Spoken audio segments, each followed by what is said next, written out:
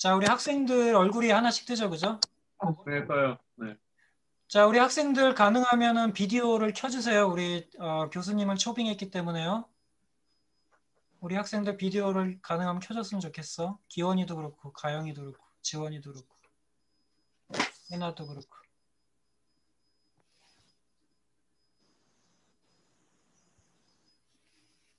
자, 우리 비디오 켤 수 있는 친구들은 켜주세요. 없는 친구들은 어쩔 수 없고.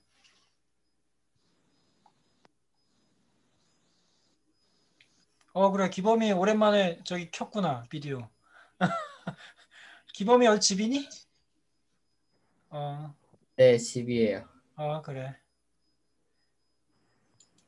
자, 오늘은 지난번에 내가 공지한 바대로 우리 교재 있죠, 그죠? 우리 교재, 공공선택론 이 교재를 만드신 경북대학교 행정학과, 행정학부죠, 교수님? 행정학부? 네네. 예, 행정학부 김성준 교수님 모시고 우리 저자에게서 직접 이 공공선택론에 대한 이야기를 듣는 아주 귀한 자리를 저자 직강은 아니군요. 저자와의 대담 시간을 마련했어요, 여러분들. 그래서 여러분들 정말 쉽지 않은 기회를 우리가 지금 가지고 있다 이렇게 생각을 해주고 더 집중해 주시고 그 다음에 교수님하고 이야기 끝날 때 우리 기범이 저번에 나한테 질문했던 거 있었지? 그런 내용을 한번 교수님께 다시 한번 여쭤보면은 나보다도 더 좋은 대답을 얻을 수 있을 것 같아. 알았지? 기범이? 네, 뭐 자유롭게. 자, 도현이가 조금 늦었네. 도현이 빨리 들어오고. 이게 자, 지금 그래서 이게 비디오로도 볼 수 있고, 네. 그다음에 음성으로도 할 수 있고 그런 거죠? 예, 그렇죠. 지금 실시간으로 하고 있는 거죠. 네. 그러니까 지금 제 화면에는 우리 김유나 양하고 김기범 군 두 분의 얼굴만 보여요. 예. 다른 친구들이 이제 비디오를 아마 안 켜놔서 그럴 거예요. 예. 그런 게 있고, 그 다음에 여기가 오른쪽에 그리드 표시가 있는데, 그리드 표시하면 다 나오는데요. 그리드로 하면은 이제 화면이 안 보일 수도 있어서. 예. 지금처럼. 예. 그리고 그 지금 화면 맨 밑에 화살표 아래가 돼 있거든요. 그래서 클릭하면 다른 친구들 이름도 있어요. 근데 네, 비디오를 이름은 쫙 보여요. 네, 아까 예, 이름 쫙 보였어요. 예, 비디오를 안 킨 친구들하고 많아서 또 비디오가 없이 뭐 카페에서 듣는 친구도 있고 그럴 뭐 수 있죠. 그럴 수 있죠. 데스크탑으로 듣게 되면 이게 카메라가 설치가 안 된 경우가 있어서 그 없는 경우가 꽤 있는데 제가 많이 요청을 하는데도 학생들이 괜찮아요. 괜찮아요. 네.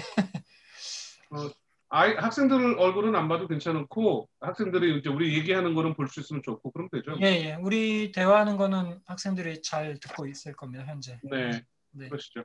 시작하시죠. 예, 그러면 오늘 그 공공선택론 저자이신 김성준 교수님 모시고 우리 나나 여기 우리 학생들은 책으로 이 책을 읽어서 우리가 이해를 했는데 우리 저자 교수님께 직접 우리가 또 궁금했던 거 여쭤볼 수 있고 더 생생하게 글을 쓰신 저자분에게 듣는 이런 부분이 또 다르게 느껴질 것 같아요. 그래서 제가 몇 가지 이제 질문을 교수님께 드리려고 준비를 했어요. 그래서 질문을 기반으로 해서 우리가 교수님하고 이제 대화를 나눠보도록 그렇게 하겠습니다. 그래서 네. 우리가 이제 가장 관심 있던 얘기는 우리 공공선택론이 가지는 되게 그 다른 접근법. 그러니까 우리 학생들이 정책학이나 행정학 개론을 배웠을 때는 우리 뭐 한밭대학교 또는 뭐 과학기술부 하면은 청와대 하면은 그런 그 집단 또는 그런 그 조직이 가지는 어떤 단일한 입장 그리고 마치 그 조직이 하나의 그 관점과 이해관계를 가진 것처럼 우리가 그렇게 항상 배워왔는데 우리 공공선택론이 가지는 관점은 우리가 조금 더 그 개인들의 어떤 그 베너핏과 코스트를 우리가 좀 더 주목해서 보면서 오히려 더 설명력을 높이고 더 잘 우리가 이런 정치 과정 또 이런 정책 과정, 공직 사회 이런 것들을 잘 이해할 수 있는 그러한 그 과목이 아닌가. 왜 제가 이렇게 자세하게 얘기하고 있죠?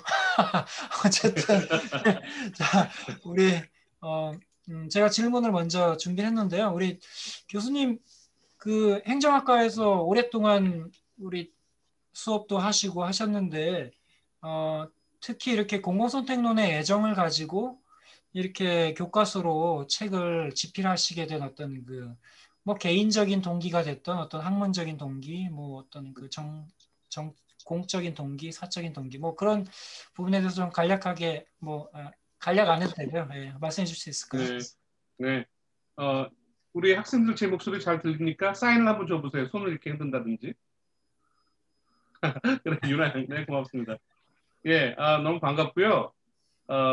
권교섭 교수님은 지구 땅에 살고 있는 제가 가장 사랑하는 제 친구입니다. 그래서 제가 뭐 늘 이 얘기도 많이 하고 또 권 교수님이 하는 전공 분야와 제 전공 분야가 조금 물론 겹치는 부분도 있고 또 다른 부분도 있고 한데 서로가 이렇게 모자란 부분들을 얘기하면서 저도 굉장히 많이 배우고 있어요. 여러분들이 보통 책을 이렇게 사면 요즘 학생들은 어떤지 모르겠는데 권 교수님이나 저나 때 세대는 책을 제일 먼저 사면 제일 먼저 가격을 보겠죠. 이게 얼마짜리인가 보고 그 다음에 가격 다음에 보는 게 이제 저자예요, 그죠? 이 책을 쓴 사람이 어떤 사람인가인데 아마 제 책을 이렇게 보면 제 이제 아카데믹 백그라운드라 그럴까요? 제 학문적 배경 이런 걸 좀 알 수 있을 것 같아요. 왜냐하면 제 학문적 배경을 보면 제가 왜 이 공공선택론이라는 학문에 관심을 갖게 되는지 알 수 있어요. 저는 대학에서 학부 때 언더그레이드시죠. 학부에서는 경제학을 공부했어요. 그리고 이제 미국에 가서 대학원을 공부할 때 대학원의 석사 때는 행정학을 공부했고 그다음에 이제 박사는 정치경제학이라는 걸 했어요. 그러니까 경제학, 행정학, 정치경제학으로 조금씩 변해왔어요. 경제학은 시장을 가리키고 또 개인을 가리키고 해요. 행정학은 주로 갑자기 지금 대구에 비가 많이 와요. 거기 비 와요? 네? 아닌데 맑은데요? 맑지가 왜냐면 않은데. 저는 제가 지금 이 블라인드 제가 지금 집에서 하고 있어요. 여러분들 만나려고 제가 이 캠이 지금 집에 있어서 제 서재에 있는데 뭐가 우두둑 우두둑 소리가 나서 이게 뭔가 했더니 밖에 비가 오고 있는 거예요. 아무튼 너무 재밌어. 자, 그런데 행정학은 시스템의 학문이에요. 제도의 학문이죠. 아시다시피. 네. 반면에 이제 경제학은 개인의 학문이에요. 그래서 사실은 지금은 뭐 경제학이 뭐 미시 경제학이니 거시 경제학이니 뭐 미리 있지만 아주 트레디셔널한 가장 전통적인 정통 경제학은 미시 경제학이에요. 그러니까 경제학은 출발이 개인에서 시작해요. 반면에 행정학은 제도와 시스템의 학문이다 보니까 그룹, 집단에서 시작을 하죠. 저는 정치경제학을 공부했는데 정치경제학이라는 게 뭐냐면 예를 들면 경제학은 시장을 주로 관심 있잖아요. 경제에 관심 있죠. 또 우리 행정학은 정부 혹은 정치 시스템 같은 공공선택론적인 얘기를 단어를 쓰면 비시장에 관심이 있단 말이죠. 근데 정치경제학은 그 두 개를 다 이렇게 연결시키는 거예요. 그래서 저는 항상 시장에도 관심이 있고 또 우리 이 공공부에도 관심이 있게 되는 거죠. 자, 이런 백그라운드로 제가 이제 공부를 시작을 했고 저는 이론적으로는 공공선택론자이지만 제가 관심 있는 행정학의 분야는 규제라는 데예요. 정부 규제 정책이에요. 그런데 여러분 규제라는 게 정부가 처음 만들 때를 생각해 보세요. 우리가 왜 정부 규제를 만들죠? 정부 규제를 만드는 이유는 가장 기본적으로는 만약에 규제가 없으면 시장이 잘 돌아가지 않기 때문이에요. 시장은 여러분 시장 실패라는 거 제 챕터에도 보면 제 책에도 아마 2장일 거예요. 2장에 제가 정부 실패 얘기하면서 정부 실패 앞에 시장 실패를 두었잖아요. 그 이유가 뭐냐면 정부가 개입하게 되는 가장 중요한 그 논리 중에 하나가 시장이 그대로 놔두면 제대로 돌아가지 않기 때문이라고 믿기 때문이에요. 그게 이제 시장 실패죠. 그래서 시장 실패는 그 어떤 논리보다도 아주 강력한 정부가 시장에 개입하는 논리적 근거가 됩니다. 그런데 정부가 이렇게 그러면 시장에 개입해서 과연 시장이 잘못하고 있는 것, 시장이 잘 돌아가지 않는 것들을 잘 해결하고 있는가? 이게 우리 같은 정치경제학 하는 사람들이 바라보는 거예요. 저희 같은 공공선택론자들이 바라보는 거예요. 이렇게 들여다보니까 정부가 시장에서의 문제를 해결하기 위해서 개입을 했는데 오히려 그 개입해서 문제를 해결하지도 못하고 해결하지 못할 뿐만 아니라 그 시장의 잘못된 상황을 더 악화시키는 경우가 많더라는 거죠. 그러면 기존의 행정학의 이론적인 관점에서 보면 그걸 설명하기가 어려워요. 왜냐하면 우리가 아까 좀 이따도 나오겠지만 기본적으로 공무원, 정치인들은 국가를 위하고 공익을 위한 사람들이거든요. 우리는 그렇게 가르치고 있잖아요. 그런데 공익을 위하고 공공을 위하고 국민을 위하는 사람들이 정치를 했는데 왜 정치가 실패되고 또 정부가 비대해지거나 정부가 제대로 되지 않냔 말이죠. 공공선택론자들은 거기에 의문을 가져요. 영어로 inquiry라고 그러는데 거기에 의문을 갖고 이게 왜 작동하지 않지? 들여다보니까 정치인도 관료들도 다 우리하고 비슷한 사람들이구나 라는 것들을 인정하게 돼요. 다시 말하면 우리가 여러분들 예를 들면 우리 윤아 양은 이 세상에서 누구를 제일 사랑해요? 자기를 제일 사랑하죠. 그죠? 당연히 그래요.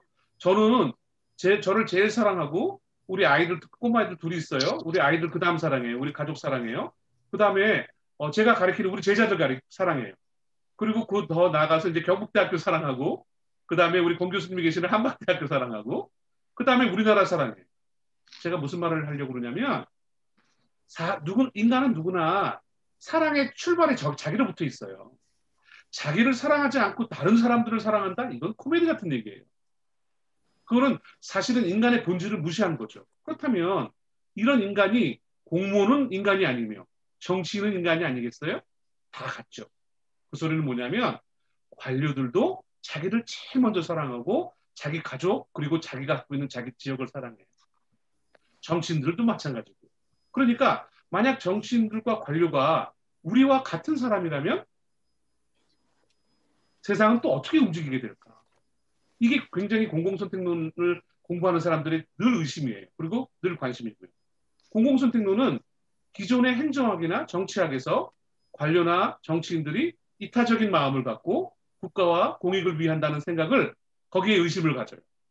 아닌데 관료도 나 같은 사람인데 공무원도 나 같은 사람이고 정치인도 나 같은 사람인데 또 기업하는 사람들과 뭐가 달라? 이런 출발점에서 시작해서 공공선택론을 제가 쓰게 된 거죠. 네.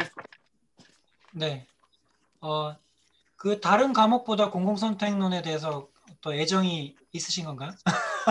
네, 애정이 있죠. 왜 네. 애정이 있냐면 네. 저는 우리 권기석 교수님과 저는 여기 행정학과 교수잖아요.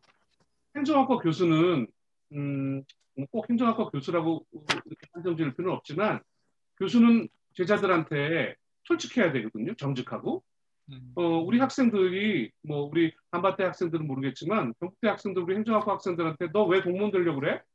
너 왜 공공기관에 가려고 그래? 라고 물어보면 대부분 다 직업의 안정성이 좋습니다. 요즘은 옛날보다 보수도 좋아졌다고 하던데요.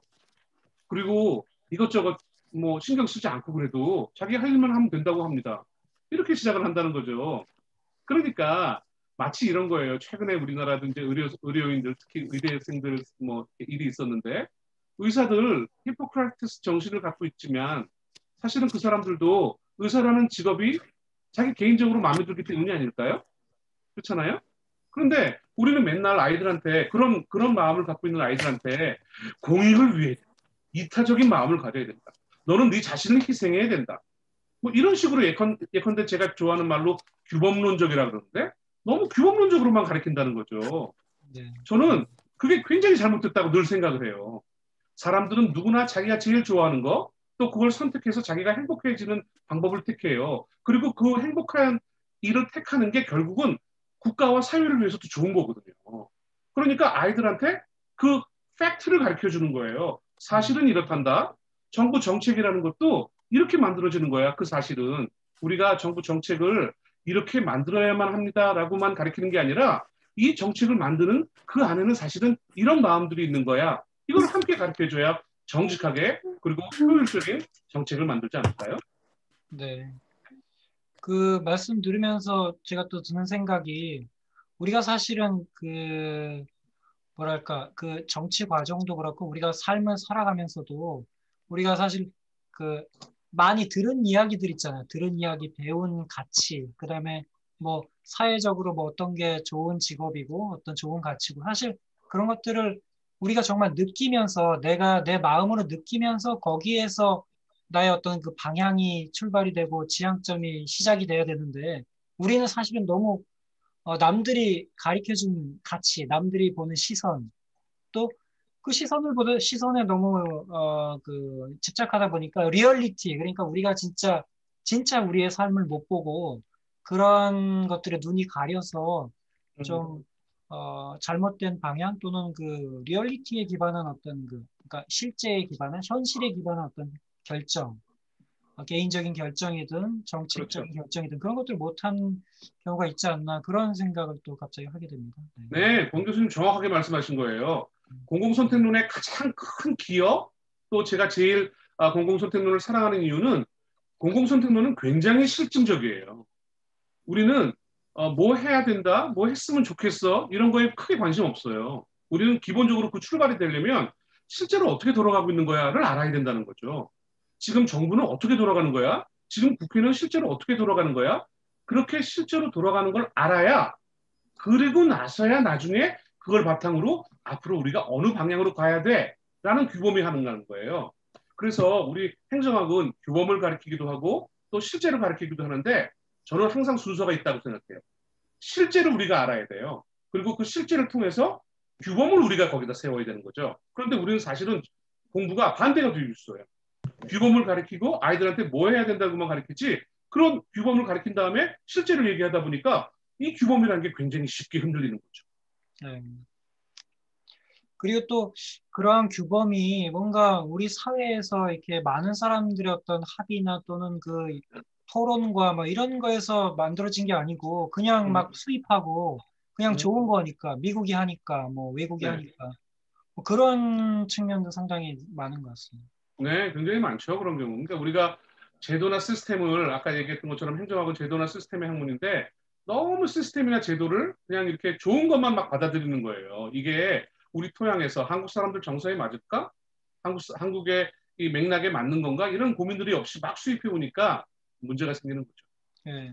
그러니까 이제 우스갯소리로 우리나라의 좋은 제도는 다 도입돼 있다고 물론이죠. 제도는 다 물론이죠. 좋은데 왜 이렇게 뭐 예를 들면 창업 같은 게 왜 이렇게 안 되고 벤처가 왜 맞아요. 이렇게 그 미국처럼 그렇게 막 그 닷컴 기업들이 이렇게 막 생겨나고 그렇게 못하는가. 그게 말씀하신 대로 우리 현실에 기반한 어떤 정책, 현실에 기반한 어떤 방향성을 우리가 제대로 찾고 있지 못한 게 아닌가 그런 생각이 드네요. 네, 네, 맞습니다. 네. 우리 다음 이제 질문. 자연스럽게 다음 질문으로 좀 넘어가고 싶은데요. 뭐 네. 아까 말씀하신 부분에서도 좀 있었는데요. 이 공공선택론이 미국에서 상당히 발전해서 이렇게 형성된 학문으로 알고 있는데요. 그렇죠. 그 공공선택론이 당시에 드러났을 때, 음. 생성됐을 때, 그 어떤 미국적인 사회적인 맥락에서 이렇게 드러났는지 그 부분을 조금 더 설명해 주시면 우리 학생들이 좋을 것 같습니다. 네, 네. 그 제 책에 아마 1장에 제가 그렇게 써놨을 것 같은데 이제 뭐든지 학문이 등장하게 되면 그 배경이 있죠, 그죠? 그 역사적 배경도 있고 또 뭐 학문적 배경도 있고 그런데 공공선택론이 보통 사람들이 1950년대 좌우 전후를 해서 이제 이게 등장했다고 얘기를 해요. 그리고 이제 60년대에 제임스 뷰캐넌과 버든 털럭이 그 합의의 분석, Calculus of Consent라는 책을 쓰면서 이게 이제 완전히 이제 자리 잡기 시작하는데 여러분 1950년대 너무 멀죠. 저한테도 멀어요.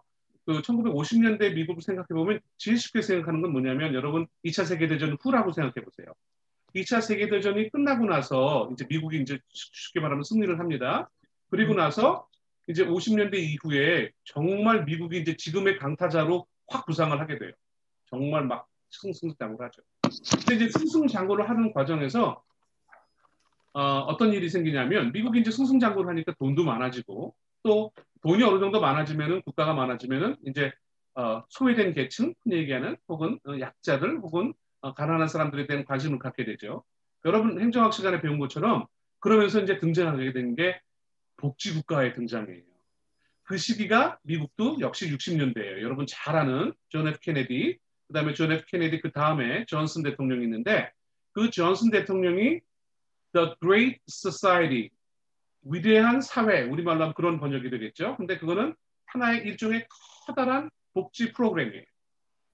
그러니까 미국이 잘 살기 시작하면서 이 복지 프로그램이 엄청난 큰 역할을 하게 돼요. 그런데 여러분, 복지라는 거는 복지 전공하시는 선생님들이 들으면 저를 미워할 텐데 복지 행정과 복지 정책이 갖는 아주 맹점이 뭐냐면 복지는 사실은 뭐를 벌어들이진 못해요. 뭐를 생산하지도 못해요. 복지의 본질은 돈을 쓰는 거예요. 물론 그렇게 돈을 써서 우리가 사회적으로 약자인 사람이나 아니면 복지가 필요한 사람들을 살려서 그게 궁극적으로는 국가적인 번영을 갖고 오죠. 그러나 그거는 사실은 시간이 많이 걸리죠. 그러니까 그게 그렇게 완료될 때까지는 시간이 걸린다고 가정하면 복지의 본질은 돈을 쓰는 거예요. 돈을 쓰게 되니까 이 Great Society라는 어마어마한 미국의 복지 프로그램이 생기면서 굉장히 미국에서 돈을 많이 씁니다. 정부가 점점 커지고 예산이 확대되고 막 써요. 그런데 여러분은 혹시 우리 학생들이 정책학 공부를 했는지 모르겠네요. 여러분 정책학에 보면 정책 집행론이 있어요. 그죠? 정책학 보통 잠깐 얘기를 하면 정책 형성이 있고 이거 화면에 반대로 얘기하겠구나. 정책 형성이 있고 집행이 있고 평가가 있잖아요. 우리가 보통 정책 과정이라 그러면 요 크게 세 단계를 둬요. 형성, 집행, 평가. 그런데 이 정책 집행론 여러분 공부하다 보면 제일 여러분들이 많이 듣는 게 오클랜드 프로젝트 뭐 이런 거예요. 그게 유명한 프레스만과 윌답스키라는 정책학자들이 쓴 프로젝트거든요. 이 정책 집행론의 핵심이 뭐였냐면, 즉 정책학에서도 정책 집행론이 등장한 제일 중요한 이유가 이 프로그램, 일자리 창출 프로그램이 실패를 합니다. 완패를 해요. 정부가 이 오클랜드 지역에 일자리 창출을 하려고 얼마나 많은 돈을 쏟아부었는데 결국은 형편없이 실패하고 말거든요. 자, 제가 무슨 말을 하려냐면 정부가 많이 지출을 합니다. 그게 복지가 됐던 아니면 일자리 창출이 됐던. 이렇게 예산을 막 쏟아붓는데 그 결과, 우리식으로 표현하면 정책의 효과성은 굉장히 미미한 거예요. 그러니까 여러분 정책의 생명은 뭐예요? 정책의 생명은 효과예요. 정책은 의도로 평가하지 않습니다.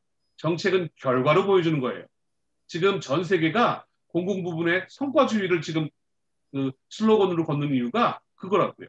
나중에 시간이 되면 한번 그 얘기는 더 해드리겠지만 아무튼 그래서 공공선택론자들이 이렇게 보니까 돈을 이렇게 많이 쓰는데 그 아웃풋이 별로 없는 거예요. 그래서 50년대, 60년대에 이 공공선택론자들은 초기의 공공선택론자들은 정부 지출에 관심을 갖습니다. 도대체 얘네들은 돈을 어떻게 쓰는 거야? 그리고 이렇게 들여다봤더니 이 정부의 지출이라는 게 합리적이고 효율적으로 운영되지 않고 정치적으로 움직이다. 그래서 이들이 정부 지출의 정치적 과정에 관심을 갖습니다.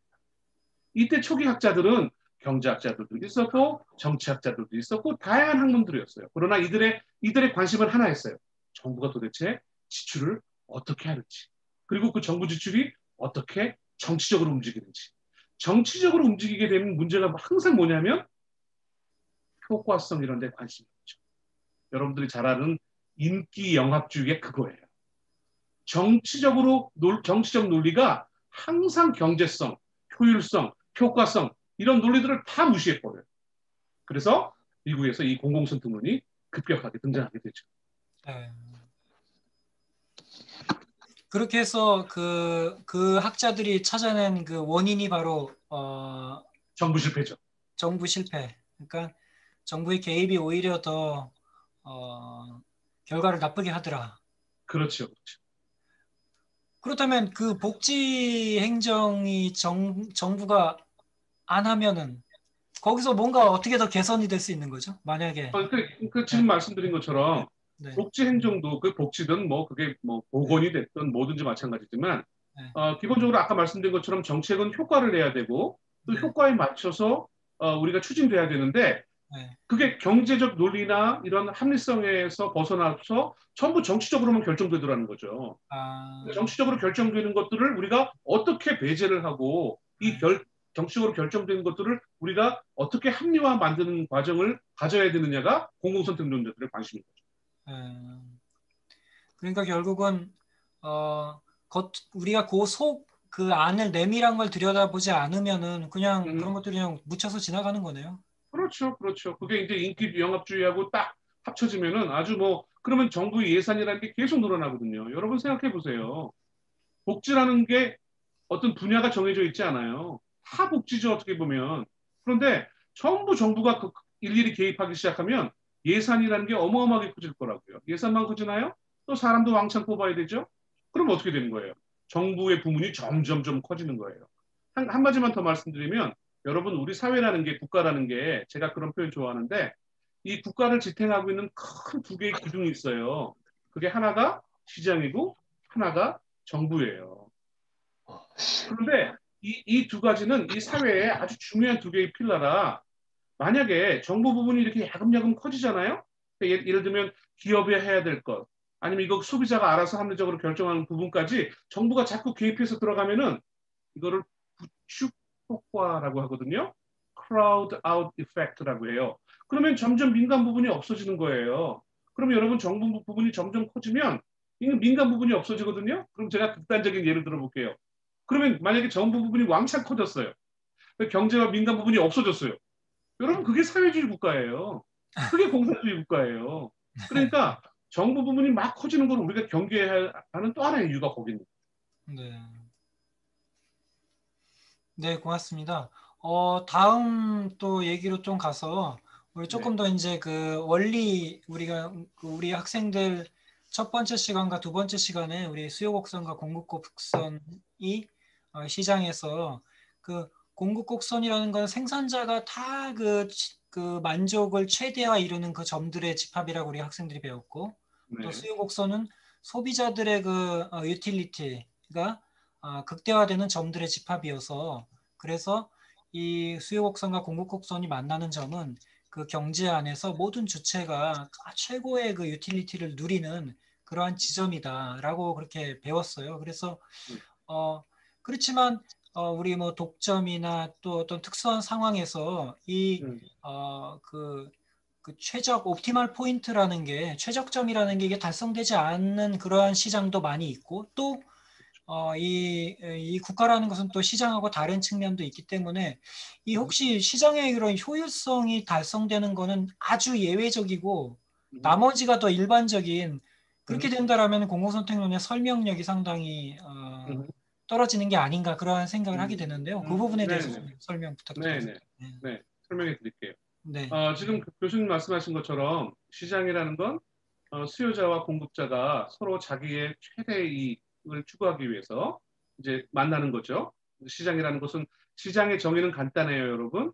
시장은 거래가 이루어지는 곳은 다 시장이에요. 요즘식으로 얘기하면 그게 온라인이 될 수도 있고 아니면 오프라인이 될 수도 있고 아무튼 거래, 익스체인지, 교환이 이루어지는 것은 다 시장이거든요. 시장의 정의 간단해요. 누가 사람들이 시장이 뭐야? 물어보면 여러분들은 거래가 이루어지는 것 하면 끝나는 거예요. 갱세실. 자 보세요. 그런데 아시다시피 시장 지금 말씀하신 거가 뭐냐면 시장이 이렇게 정말 여러분 그래프로 배우는 것처럼 디맨드 곡선과 서플라이 곡선이 이렇게 탁 만나가지고 이렇게 균형을 탁 맞춰가지고 가격이 뭐 균형 가격이 결정되고 또 균형 수요량이 결정되고 이러지 않죠 당연히. 왜냐하면 아마 여러분들도 아시겠지만 이거는 우리가 어떤 분석을 하기 위해서 이게 어떻게 도대체 가격이 올라갈까? 어떤 경우에 시장이 확대가 될까? 이 시장을 이해하기 위한 분석적인 툴이거든요. 공급과 수요라는 거는. 그래서 사실은 그 소위 말하는 최적점에서 혹은 균형 가격에서 결정되지 않죠. 다만 그 즈음에서 왔다 갔다 해요. 예를 들면 우리가 커피가 시장 가격이 3,000원이다 한 잔에. 그러면 어떤 데는 3,000원도 있고 뭐 2,900원도 있고 3,100원도 있고 그렇죠. 그렇지만 우리가 생각하는 건 대부분 약 3,000원 즈음에서 움직여요. 이렇게. 사실 시장 분석이라는 게 그런 거예요. 그렇죠? 그런데 이 시장이 수요자와 공급자가 탁 만나서 이렇게 완벽하게 거래가 이루어져서 가격과 수요량이 결정되느냐? 그렇지 않아요. 교수님 지금 말씀하신 것처럼 이거는 굉장히 아이디얼한 상태. 그래서 경제학에서 미시경제학이나 경제학 원론 같은 데 보면 이걸 뭐라고 표현하냐면 완전 경쟁 시장일 때라고 얘기를 합니다. 완전 경쟁 시장이라는 건 문자 그대로 시장이 완벽한 거예요. 시장이 완벽하다는 뜻은 뭐냐면 거기에 충분한 수요자와 공급자가 있고 정보도 완벽하고 또 자원도 풍부하고 뭐 블라블라예요. 이런 건 완전히 아이디얼 타입이죠. 이상적인 거죠. 그러니까 시장의 효율성이라는 건 그냥 우리가 생각하는 이상적인 거예요. 네. 세상은 시장의 효율적이 당연히 아니죠. 그 시장이 효율적이 아닌 경우를 이렇게 들다 보니까 거기에 크게 네 가지가 있더라라고 한 게 제 교과서에서 시장 실패의 네 가지예요. 첫 번째는 외부 효과가 있으면 시장이 이렇게 잘 돌아가지 않더라. 또 재화나 서비스가 공공재라면 이게 잘 돌아가지 않더라.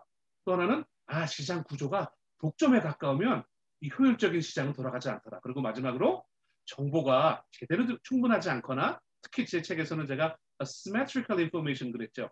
수요자하고 공급자가 정보의 질과 양이 다른 거예요. 이럴 경우에는 공정하게 효율적으로 시장에서 거래를 할 수 없겠죠. 이 큰 네 가지가 소위 후생 경제학자들이 발견해낸 논리예요. 이런 경우에는 시장이 효율성을 달성할 수 없다라고 발견해낸 거죠. 그러니까 사실은 이 네 가지 경우가 진짜 시장에 가까운 거예요. 진짜 시장. 리얼 시장.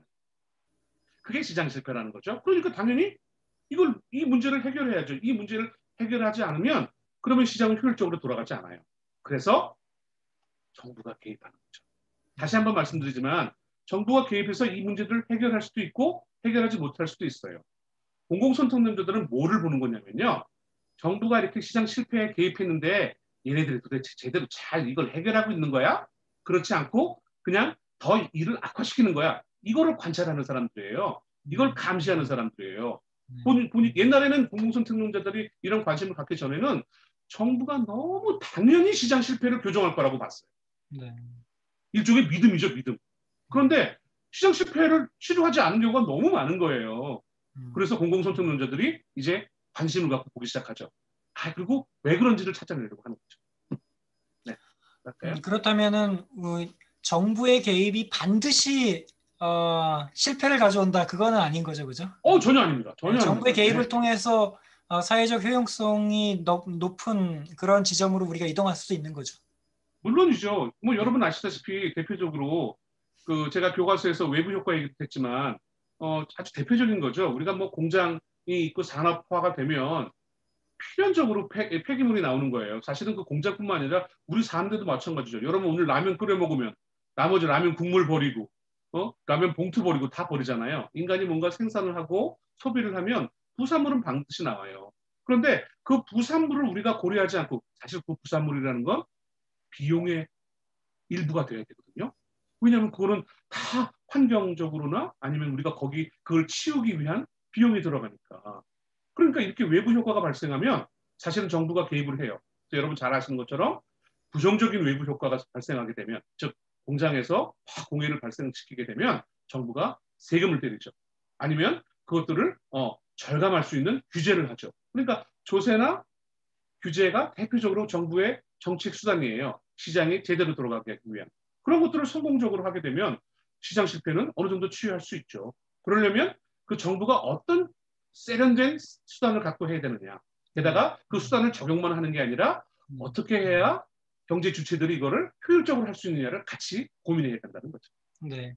그러니까 더더욱이 우리가 방법론적 개인주의라고 부르는 그 과정에서 그 개입되는 각 그 세밀한 주체들이 어떻게 여기에 그들이 어떠한 그 인센티브 구조를 가지고 있고 그들이 어떻게 여기에 반응할 것인지에 대한 아주 세밀한 그 우리 이해가 필요하다는 거죠, 그죠? 물론입니다. 물론입니다. 실패를 회피하기 위해서. 네네. 그건 굉장히 중요한 거죠. 여러분, 이왕 방법론적 개인주의가 나왔지만, 여러분, 우리 책에서 제일 중요한 게 1장에 이제 여러분들이 공부할 내용이에요. 1장, 저는 항상 1장, 2장 기본이라고 그러는데, 공공선택론은 크게 이제 전제하는 게 가정이 있잖아요. 그 가정 중에 어떻게 보면 제일 중요한 게 1번, 2번이에요. 첫 번째는 인간은 누구나 다 개인적이다. 그리고 인간은 늘 이렇게 경제적인 부분에 있어서 합리적이다. 그게 이제 경제인간이에요. 아마 여러분들 교과서에는 가정 두 번째일 거예요. 첫 번째 가정은 지금 권 교수님이 지금 제기하셨던 것처럼 방법론적 개인주의인데 여러분 제가 대표적으로 이 얘기 하나만 드릴게요. 저는 예를 들면 우리 한밭대학교 행정학과라고 합시다. 어떤 사람이 한밭대학교 행정학과라고 하면 여러분들은가 무엇이냐? 한밭대학교 행정학과가 뭐지? 이렇게 물으면 여러분들은 뭐라고 대답하시겠어요? 저는 항상 어떻게 생각하냐면요. 한밭대학교 행정학과는 권기석 교수님을 비롯한 교수님들과 학생들로 구성된 밑에 하나의 그룹이죠. 그죠? 예, 그러니까 이걸 좀 확대해 볼까요? 여러분, 한밭대학교가 뭐예요? 누가 만약에 what is 한밭대학교라고 물으면 여러분들은 뭐라고 대답하시겠어요? 한밭대학교는 교수님들, 학생들, 그리고 교직원들의 집합이에요. 네? 우리가 오늘 우리 수업을 지금 하고 있잖아요. 이렇게 줌으로. 요걸 하나의 그룹이라고 해봐요. 여러분, 이 그룹이 뭐예요? 권 교수님과 저와 여러분들의 집합이죠. 그 소리는 뭐냐면 저희는요. 저희 방법론적 개인주의를 이렇게 가정하는 사람들은요. 그룹, 집단, 사회 이런 것들은 결국은 한 사람 한 사람들이 모여 있는 거라고 정의를 해요. 이거는 굉장히 저희들한테 중요해요. 왜 중요하냐면요. 우리 행정학 공부할 때 제일 많이 나오는 말이 공공이라는 말이거든요. 여러분 이 책도 지금 공공선택론이잖아요. 제가 교과서에서도 그 얘기했지만 공공이 뭐냐는 거죠. 여러분 공익이라는 게 뭐냐는 거죠. 사람들이 한번 물어보세요. 공익, public interest라고 하잖아요. 공익이 뭐야? 그러면 이걸 뚜렷하게 대답하는 사람이 많지 않아요. 의외로. 저희들은 어떻게 생각하냐면 저희는 굉장히 간단하게 대답해요. 공익이라는 건 그 사회 구성원들의 한 사람 한 사람 한 사람들의 사익이 다 합쳐진 게 공익이야. 저희는 그렇게 바라보거든요. 대한민국이 행복해질 수 있는 방법이 뭘까? 대한민국의 사회적, 국가적 복지라는 게 뭘까? 저희들은 어떻게 생각하냐면 국민들 하나하나가 복지, 하나하나가 행복해지면 대한민국이 행복해진다고 봐요. 방법론적 개인주의를 믿는 사람들은요. 이런 선택의 문제, 또 행복의 문제 이런 것들은 개인에서 출발해야 된다고 보는 거죠. 제가 아마 교과서에서 이런 말을 했을 거예요. 우리는 개인을 분석의 기본 단위로 본다. 다시 말하면 집단을 볼 때에도 또 국가를 볼 때에도 사회를 볼 때에도 저희는 그 개인들의 행동, 개인들의 의사결정을 기본으로 해서 전체를 보려고 노력을 합니다. 네. 네, 그 자연스럽게 이제 우리 이제 그 그 방문적 개인주의의 그 어떤 적용, 우리가 관심 있는 거는 정치 과정 또는 정책 과정이란 말이죠. 그래서 아까 말씀하신 우리 경제학적인 그 공급자, 수요자, 그리고 가격 이러한 그 메커니즘 이게 그런 그 방법론을 가지고 경제 현상을 설명하는 그거와 그 세팅과 그다음에 이 무대로 옮겨서 정치 과정에 대해서 우리가 정치인이나 관료, 그다음에 수요자인 국민, 그다음에 사람들의 어떤 투표 행위 이런 거를 설명하는 이 무대가 있는데 그렇다면 이 무대의 이 세팅과 이 무대의 이 세팅이 동일한 것 같지는 않거든요. 그래서 그렇죠. 뭔가 이 차이점이 네. 약간 와닿지 않는 점이 있는데 그런 부분 네. 우리 학생들한테 설명 좋을 것 같아요. 예, 설명해 드리겠습니다. 네. 사실은 여러분들의 제 책에 보면은 이제 제가 보니까 4장이에요. 4장의 정치 시장인데 정치 시장이라는 말을 병적으로 싫어하는 사람들이 많습니다. 아, 왜냐하면 네. 정치를 시장에 비유해? 이 사람들은 전통적인 사고방식을 갖고 있는 거예요. 네. 정말 저 플라톤 때부터의 사고방식, 정치라는 것을 생각하고 있는 사람들이에요. 아까 말씀드린 것처럼 이 사람들 머릿속에는 정치를 시장 같은 정말 뭐라 그럴까요? 이렇게 그거로 표현하는 걸 너무 싫어해요. 근데 저희들은 안. 여러분 공공선택론자들은요. 어떻게 생각하냐면요. 아까 처음에 말씀드렸죠. 시장에서 이윤을 극대화하려고 하는 기업, 또 시장에서 자기 소비, 자기의 효용을 극대화하려고 하는 소비자와 마찬가지로 정치인들도 자신의 유틸리티, 자신의 효용을 극대화시키려고 노력한다고 생각해요. 공무원들도 자신의 유틸리티를 극대화시키려고 한다고 인정해요. 저희는 사람들은 다 같다라고 생각해요. 이게 어떻게 보면 전통적인 정치학이나 행정학과 공공선택론자의 결정적인 차이예요. 저희는 시장에서 커피를 사는 사람과 유권자들의 마음을 사서 내가 정치인이 되려는 사람의 그 동기가 다르지 않다고 생각해요. 기본적으로. 그게 바로 아까 얘기했던 방법론적 개인주의와 같이 맥락이 다는 거죠. 그래서 저희들은 정치도 하나의 시장으로 볼 수 있다. 즉 마치 시장에서와 마찬가지로 수요자가 있고 또 거기에서 공급자가 있다. 정치라는 건 기본적으로 권력을 중심으로 하잖아요. 그럼 네. 거꾸로 말하면 그 권력을 얻으려는 자가 있고 마치 네. 이윤을 얻으려는 자처럼 그리고 그 권력을 주려는 사람이 있죠. 지금 우리가 지금 여기서 전제하는 정치 시장은 당연히 민주주의 사회예요. 독재에서는 필요 없죠. 독재자들은 예를 들면 김정은이처럼 김정은이 있는 북한은 정치 시장이라는 게 의미가 없어요. 독점이기 때문에. 그렇지만 우리 네. 민주사회에서는 네. 그 권력을 얻는 사람이 혼자 할 수 없어요. 이 권력을 우리가 위임시킨다고 하죠. 보통 정치에서는 권력을 위임시키는 유권자들이 다시 말하면 국민들이 있는 거예요. 그러니까 이거는 마치 뭐 같아요? 아 이게 마치 커피를 팔려고 하는 사람, 살려고 하는 사람과 같은 거죠. 즉 뭐라는 거죠? 아까 제가 시장의 정의가 뭐라고요? 시장은 거래가 이루어지는 것이죠. 그렇다면 정치도 하나의 거래가 이루어지는 것이다. 네. 여러분 제 1장에 제가 쓴 1장에 보면 공공선택론의 세 번째 가정이 뭐냐면 교환으로서의 정치. 즉 정치도 일종의 교환 메커니즘이라는 거죠. 자 그러면 경제시장하고 뭐가 다르냐? 지금 말씀드린 것처럼 경제에서는 그 매개체가 주로 돈이에요. 화폐죠. 정치시장은 주로 그거를 투표, 다시 말하면 표로 그걸 결정을 해요. 뭘 결정하냐고요? 경제시장, 즉 시장에서는 그게 다 산출물로 나와요. 그 산출물을 뭐라고 그러냐면 정치시장하고 제가 비유를 할게요. 그거를 private goods, 즉 사적 재화 혹은 저는 사적 이런 말 싫어해서 사재라고 해요. 정치시장에서는 뭘 아웃풋을 내냐고요? 그게 바로 공공재. 공공재는 그래서 공공선택론자들은 경작자들은 공공재 그럼 여러분 아시다시피 비배제성, 비경합성 이 두 가지를 갖고 있는 게 공공재잖아요. 저희는 또 물론 그건 재화의 특성이고요. 또 하나 보는 게 뭐냐면 아 공공재는 정치시장으로부터 나오는 아웃풋이에요. 왜?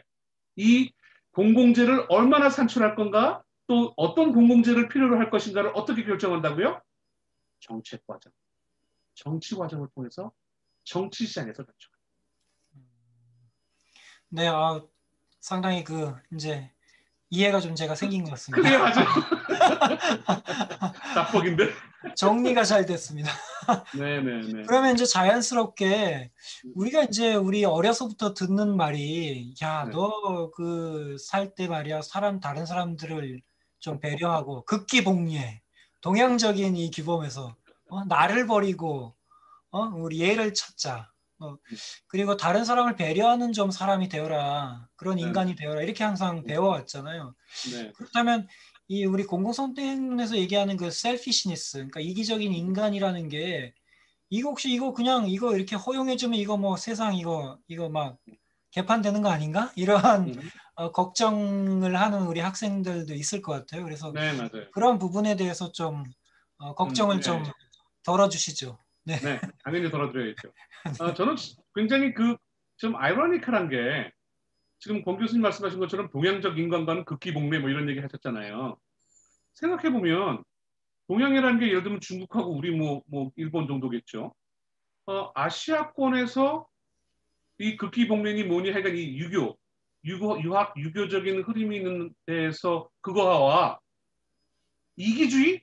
사람들이 이제 서양을 욕할 때 주로 이기주의라고 표현하는데 이기주의가 문화가 되는 그 서양과 한번 비교를 해보면 여러분 어느 사회가 더 이타적이에요?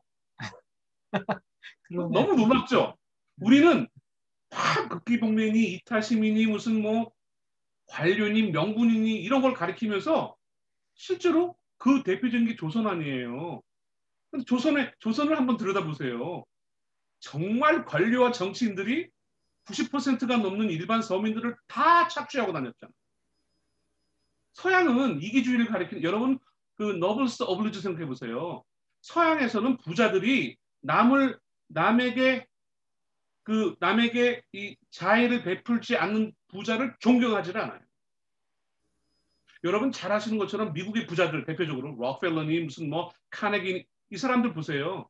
이 사람들의 철저한 머릿속에는 내가 버는 거는 사회로부터 버는 것이다. 그러므로 나는 버는 동안에도 사회에 기여해야 되고 내가 죽은 다음에도 사회에 기여해야 한다는 게 더 있다는 거죠. 저는 지금 공 교수님이 이 말씀을 하시길래 이제 이런 주장들이 많잖아요. 네. 그래서 제가 오히려 참 이상하다. 이걸 주장하는 나라와 그런 문화와 그렇지 않은 나라가 결과는 반대로 움직인다는 생각이 들어요. 아이러니하네요, 진짜. 네. 그렇죠. 예. 이게 이제 저는 제 생각에 이 명분론자들의 저는 위선이라고 생각해요. 우리 저 한밭대학교 학생들은 제가 오늘 처음 보는데 이런 말 하면 안 되는데 이 명분을 강조하는 사람들이 너무 위선적인 거예요. 자, 그건 여기까지 하고 자, 보세요.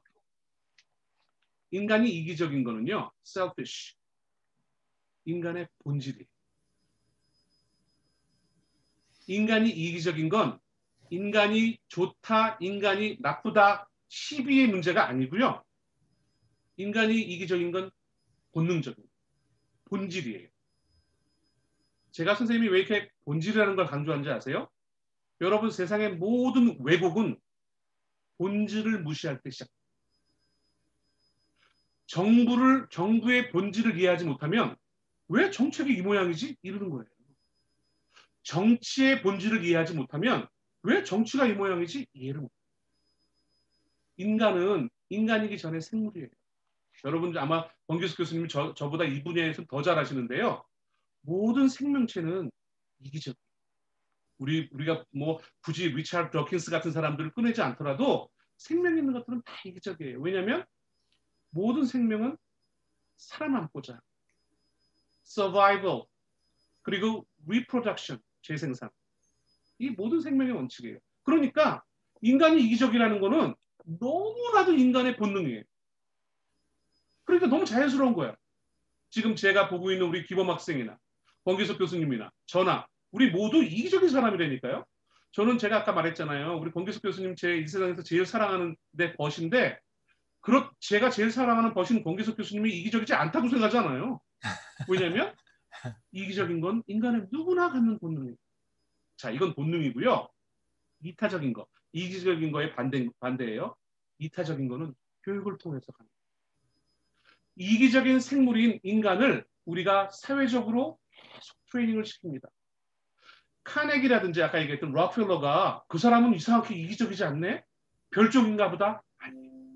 그들은 그게 종교가 됐던 교육이 됐던 가정교육이 됐던 그렇게 트레이닝을 하고 큰 거예요. 제가 우리 한밭대학교 학생들한테 미안하지만 제 책 맨 앞에 머리말 쓰면서 제가 뭐라 그런지 아세요? 이 머리말을 안 읽어보셨죠? 제가 머리말에 이렇게 썼어요. 이타주의자를 배출하는 경북대학교 연구실에서. 이게 무슨 뜻이냐면요. 저는 우리 학생들이 다 이기적이라는 거 알아요. 너무 당연한 거고요. 다만 우리는 교육을 통해서 이타주의적 마음을 들게 만들어서 내보낸다는 거죠. 특히나 우리는 주로 공무원들을 배출해냅니다. 그래서 제가 이걸 쓴 거예요. 금년에 제가 개정판 썼어요. 개정판 곧 나올 텐데요. 그 개정판에 이 이타주의자 앞에다가 제가 뭐라고 썼는지 아세요? 합리적인 이타주의자. 왜 사람이 합리적이어지냐면 이타주의만으로는 안 돼요, 여러분. 여러분 만약에 어디 나중에 돈 많이 버셔서 부자가 된 다음에 어디 도네이션 하고 싶을 때 내가 낸 도네이션을 가장 효율적이고 효과적으로 쓰는 집단에다가 그 기관에다가 돈을 내셔요. 미국은 이게 굉장히 큰 움직임이에요. 우리는 아직까지 그렇지 못하거든요. 좋은 일 하는데 쓰이는데 뭘 그런 걸 따져? 아니죠. 여러분들은 합리적으로 우리가 준 돈, 우리가 낸 돈을 가장 잘 알뜰하게 좋게 잘 쓰는 데를 선택해서 지원하셔야 되는 거예요. 자, 그래서 저는 인간의 이기적이라는 거는 인간의 본질이다. 그렇기 때문에 그 인간의 본질을 우리는 그대로 받아들인다. 다만 우리가 그 인간의 본질적인 측면을 어떻게 이용해야 되느냐. 제가 오늘 이 책을 하나 이렇게 갖고 왔어요. 이거 굉장히 오래된 책이거든요. 이 책이 제가 지금 보니까 1977년도에 나온 책이에요. 그러니까 권기석 교수님이나 저나도 굉장히 어렸을 때 나온 책인데요. 이 책 제목이 잘 안 보이시겠는데 이게 찰스 슐츠라는 사람이 쓴 건데 제가 읽어드리면 The Public Use of Private Interest라는 책이에요. The Public Use of Private Interest. 이게 무슨 뜻이에요? 여러분, 어떻게 private interest, 개인의 이 사익을 public use, 공공에 활용할 것인가. 그러니까 이 책의 핵심은 내용은 짧은 책인데요. 이 책의 핵심은 뭐냐면 인간은 누구나 다 이기적이야. 인간은 누구나 다 사익을 추구해. 그런데 우리가 그걸 잘 구성하고 우리가 좋은 문화를 만들고 좋은 법체계를 만들면 그걸 통해서 우리가 공공에 기여할 수 있어라는 얘기죠.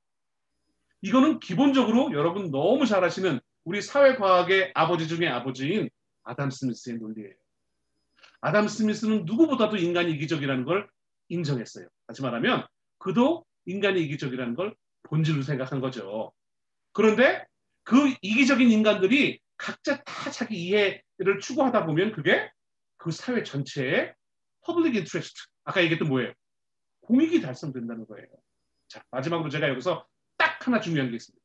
그러면 모두 다 이기적이면 정말 공익을 달성할 수 있을까? 여기 굉장히 중요한 조건이 있어요. 그 조건은 뭐냐면 내가 내 사익을 추구할 때 절대로예요. 절대로, never, 절대로 다른 사람에게 희생을 요구해서는.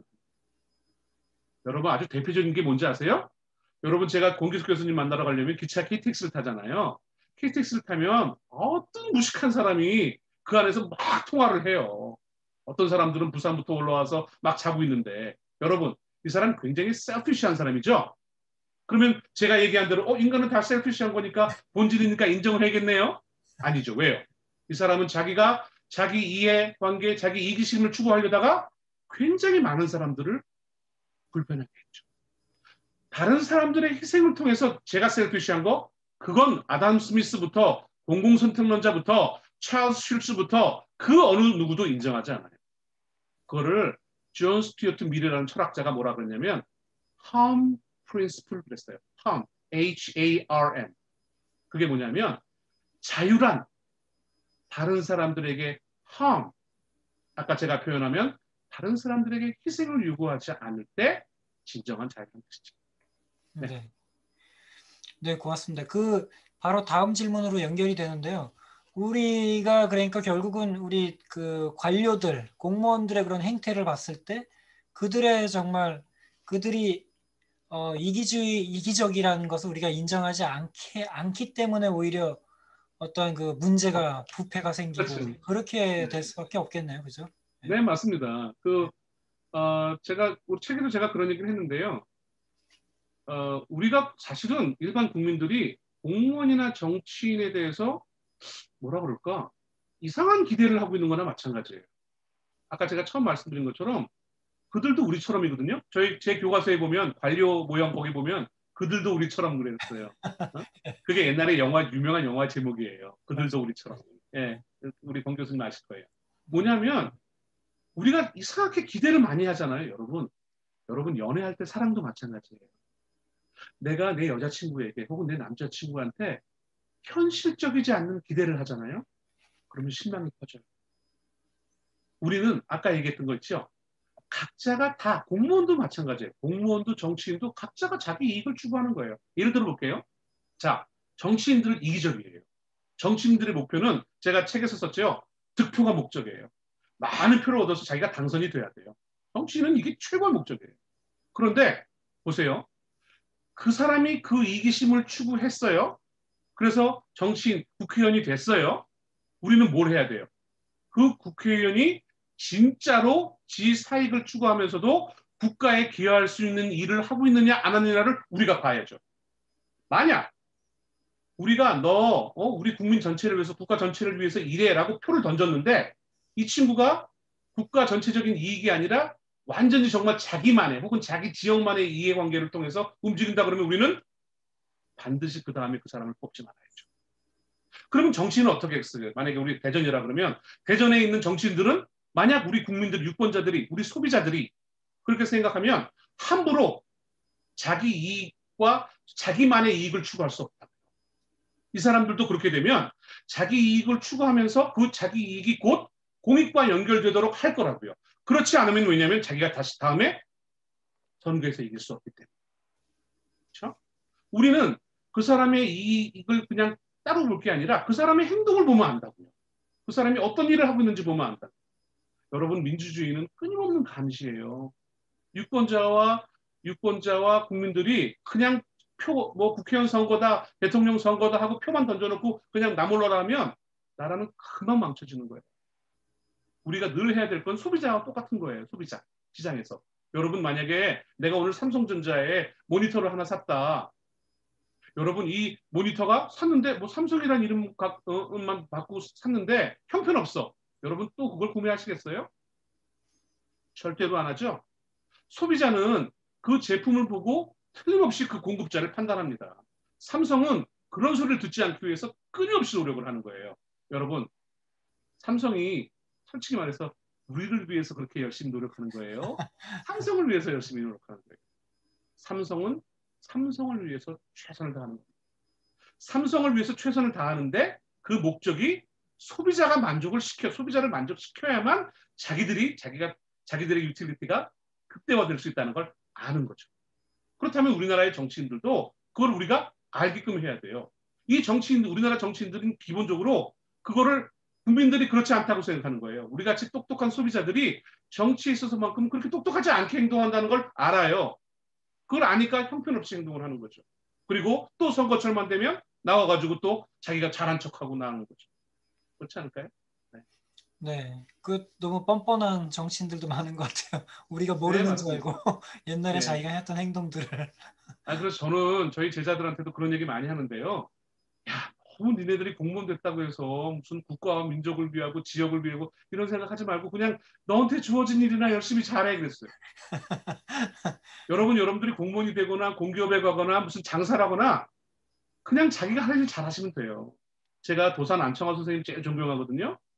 도산 안청환 선생님이 그랬잖아요. 대한민국이 이 민족이 발전할 수 있는 유일한 방법은 각자 자기 일 잘하는 거라고.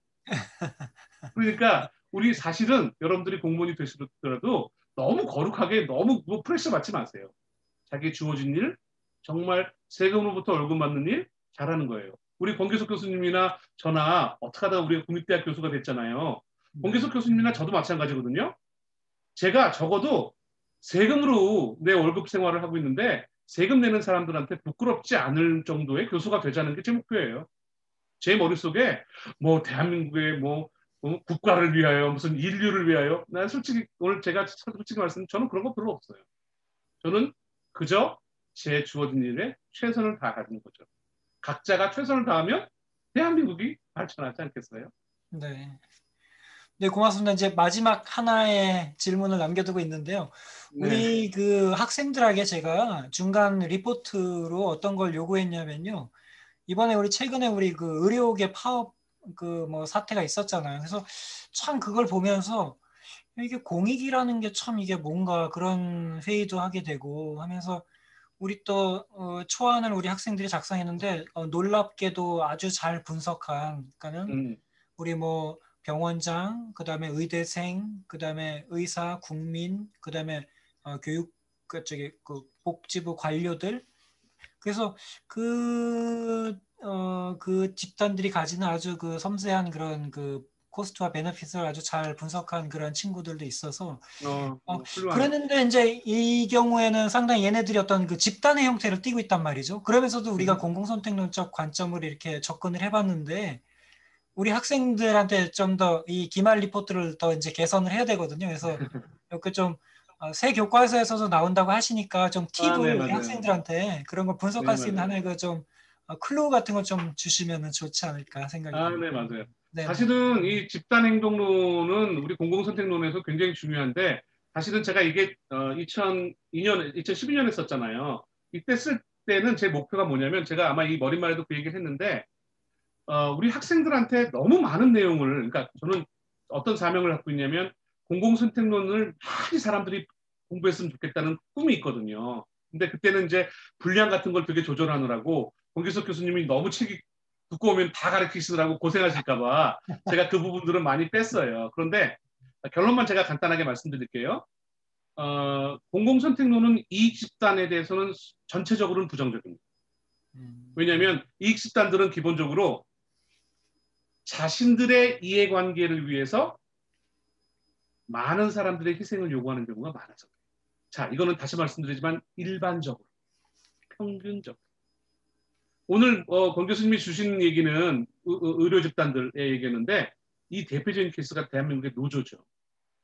노조들은 자기들의 순수한 이익, 자기들의 월급을 위해서 뭐 의사들이야 막말로 의료 서비스라는 정말 국가적인 제가 이제 의료 서비스를 제 책에서 가치제라 그랬는데 기억나시는지 모르겠어요. 가치제도 아니고 이것들은 완전히 진짜 자동차 만들어내면서 노조를 만들어서 지네 월급 올려달라 그러죠. 그래서 일반적으로는 공공선택론은 특수이익 집단, 즉 이해관계가 아주 치밀하게 되어 있는 집단에 대해서 부정적이에요. 다만 이번 의료계 파업에 대해서는 제가 제 개인적인 얘기를 하나만 말씀드릴게요. 의료 서비스는 정치인이 얘기한 것처럼 의료 서비스는 여러분 공공재가 아닙니다. 여러분 공공재가 뭐라고 그랬죠? 제가 경합적이지 않고 배제할 수 없는 겁니다. 여러분 의료 서비스는 경합적이지 않고 배제할 수 없습니까? 그렇지 않죠? 여러분 만약에 어느 병원에 환자들이 많으면 여러분들 줄 서서 기다려야 돼요. 의료 서비스는 절대 공공재가 아니에요. 근데 이 공공이라는 게 갖는 공공이라는 걸 모르는 무식한 정치인들이 떠드는 거죠. 제가 그래서 그거를 merit goods, 가치자라고 했어요. 공공재는 아니지만 사회적으로 필요한 게 있어요. 돈이 없는 사람한테도 공급돼야 되는 게 있어요. 그걸 가치자라고 해요. 현대 사회에서는 정부가 이런 가치자들을 많이 만들죠. 이건 물론 의료 서비스뿐만 아니라 여러분 여러 가지 문화도 마찬가지예요. 그죠? 그래서 미국이나 영국처럼 특히 제가 알기로는 권 교수님 공부하신 영국 같은 경우에는 얼마든지 학생들이 그 훌륭한 오페라, 훌륭한 뮤지컬 이런 것들을 볼 수 있도록 굉장히 싼 가격에 저 뒤에 앉아서 혹은 서서 볼 수 있게 만들어 놓았잖아요. 어떤 경우에는 정부가 많은 보조를 해서 학생들한테 싸게 공급을 하죠. 이런 걸 가치자라고 한다 그랬어요. 자, 이런 재화들은 사실은 물론 의료 집단이라는 게 굉장히 아까 말씀드린 것처럼 이해관계 집단, 즉 이익 집단과 같은 모습을 띠고 있지만 이 집단들 중에서도 의료 서비스와 같은 특정한 경우에는 우리가 이 사람들의 이해관계를 맞추면서 아까 또 그 책 또 나오네요. 그런 프라이빗 인트레스트를 맞추면서 공공적으로 해결할 수 있는 방안을 해결해야 돼요. 지금과 같은 상황에서 이들을 전부 다 일방적으로 야 이건 공공재잖아. 이건 공공의 국가 국민들을 위한 거잖아. 야 저 사람들 지금 저렇게 아픈데 니네들이 지금 그걸 안 하겠다고? 이런 접근은 다시 말하지만 누가 나의 희생을 함부로 요구할 수 없는 것처럼 우리도 다른 사람의 희생을 함부로 요구해서는 안 되는 거예요. 여러분 대한민국 정부가 지금 뭘 못하고 있냐면 다른 집단들을 그냥 함부로 희생들을 요구하는 거예요. 의대생들은 여러분 친구들 의대 다니는 친구들 있잖아요. 정말 열심히 공부했어요. 그리고 그 자리에 의대를 가고 의대에서도 또 공부를 무지하게 열심히 해서 전문의가 돼요. 전문의가 돼서도 또 몇 년 동안 그 고생을 하면서 손해를 보면서 겨우겨우 병원을 차려요. 정부는 그런 모든 노력을 싹 무시한 채 야, 그래도 니네들이 사람들이 지금 국민들이 이렇게 힘든데 희생을 해야지. 이런 접근 방법 자체가 저는 잘못됐다고 생각합니다.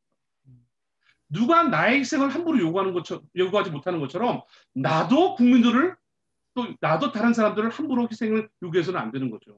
특히나 정부는 더더군다나. 그거는 의료 집단뿐만 아니라 다 마찬가지예요. 그 문제가 어떤 그 사람들의 후생의 문제가 있으면 그 후생을 먼저 해결하면서 접근했어야 되는데 지금 너무 아마추어리즘으로 접근을 해서 갈등만 증폭시키고 마치 의료계에서 의료 서비스를 하는 사람들을 아주 특수하고 못된 이익 집단처럼 마치 무슨 현대자동차의 노조처럼 지금 이렇게 만들어 놓은 거예요. 여러분 이건 굉장히 잘못된 거예요. 대한민국 자기 의사들이 나도 현대자동차 노동자하고 똑같네 하는 순간 여러분들을 환자로 보지 않습니다. 여러분들을 돈 내고 자동차 사는 사람처럼 그냥 소비자로 봐요.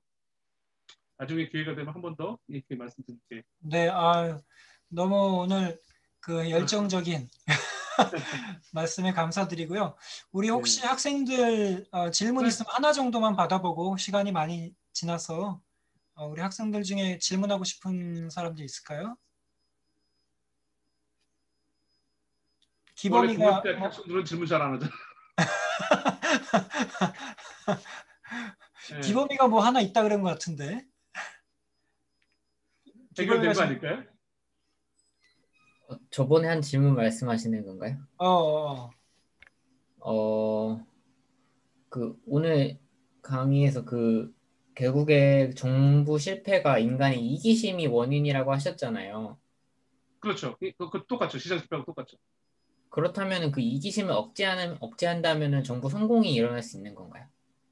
첫째는 이기심을 억제하는 건 바람직하지 않은 방향이에요. 그다음에 아까 말씀드린 것처럼 이기심을 살리면서도 공익을 추구할 수 있는 방법은 많아요. 그러니까 이기심을 억제하겠다는 전제는 사실은 굉장히 무서운 거죠. 아까 말씀드린 것처럼 기범군이 이기적인 건 선생님이 인정해야 돼요. 너는 왜 이렇게 이기적이야? 아무도 말할 수 없어요. 그거는 우리뿐만 아니라 모든 사람들한테 마찬가지라는 거죠. 그러니까 그거는 일단 우리가 이기심을 억제시켜야 된다는 건 사실 되게 위험한 발상이 될 수도 있어요. 그 이기심을 잘 활용하는 게 핵심이에요. 공무원들한테 공익을 요구할 게 아니라 각자 자기 일을 잘하면 그로부터 이 사람들이 그게 금전적이든 비금전적이든 어떤 보람이 될 수 있도록 만들 시스템을 만들어야 돼요. 이 시스템을 만들지 않으면 공무원들은 절대로 국가를 위해서 일할 수 없어요. 네, 아주 그 도전적인 질문이었는데 아주 정말 좋은 질문이었던 것 같아요. 네, 맞아요. 네. 왜냐하면 우리 행정학이 사실은 제가 권 교수님하고도 그런 얘기 많이 했지만 우리 행정학이 우리 학생들한테 너무 예를 들면 니네들은 앞으로 공무원이 되고 공직에 있을 거니까 이타적이어야 되고 unselfish 해야 되고 선생님들이 너무 그동안 이렇게 가르치지 않았나라는 생각을 해요, 저는. 네. 사실 그렇지 않아요. 아까 말씀드린 것처럼 어떻게 해야 우리가 공무원 교육, 우리가 행정학을 배우면서 그래. 이기적이라는 게 이타적인 거하고 그렇게 다른 게 아니야. 예를 들어보세요.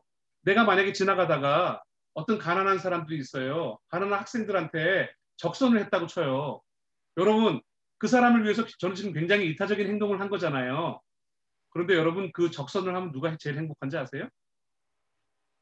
제가 제일 행복해요. 저는요. 그 가난한 구걸하는 사람들의 복지, 후생, 행복 이런 거 생각한 게 아니고요. 저는 내가 그 행위를 하면 그 이타적인 행위를 했을 때 내가 제일 행복하기 때문에. 좋은 사례가 되는지 모르겠지만 그게 우리 공직사회에도 필요하다는 거죠. 내가 내 일을 열심히 하고 나도 열심히 인정받고 싶고 나도 성과급도 받고 싶고 나도 승진하고 싶어. 그래서 난 이 일을 열심히 하는 거야. 그게 결국은 국민들의 그 혜택이 국민들한테 고스란히 가요. 유능한 공무원이 될 테니까. 네, 고맙습니다. 저도 그 참 이 공공선택론 이번에 3번째 강의인가 그런데요. 그 강의하면서 이렇게 약간 개운하지 않았던 부분, 그다음에 좀 그런 부분이 상당히 제가 좀 해결이 된 것 같아요, 스스로가. 그래서 오늘 너무 감사드리고요. 우리 학생들도 이 공공선택론에 대한 철학과 어떤 그 느낌이랄까 그 방향을 우리가 느꼈을 거라고 이렇게 생각이 되고요. 너무 감사드리고요. 네. 어제 오늘 한 40분만 하려고 했는데 지금 1시간을 넘겨서 네, 그러게 말이에요. 너무 에너지를 많이 쓰신 것 같아서 제가 천만에 맞습니다. 네. 예, 그래서 이제 세션은 이걸로 마치고요. 교수님 거기 그 버튼에 나가기 버튼인데 나가라니까 좀 이상한데 나가기 버튼 하셔서 네네. 네, 그래서 오늘 우리 학생들 박수 칠 수 있는 학생들 박수. 감사합니다. 네, 제가 세상이 좀 좋아지면은 꼭 한밭대학교에 가서 네. 얼굴 보면서 대면으로 또 네. 한번 강의할 수 있는 기회가 있길 바랍니다. 네, 네, 고맙습니다. 많이 배우세요. 감사합니다. 네, 고맙습니다.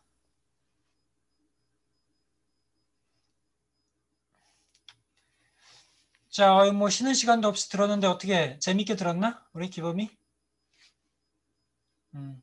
그래, 우리 저기 집중하느라고 피곤할 테니까 한 5분 정도 쉬었다가 3시 20분에 다시 나랑 수업을 시작할게. 잠깐 휴식하자.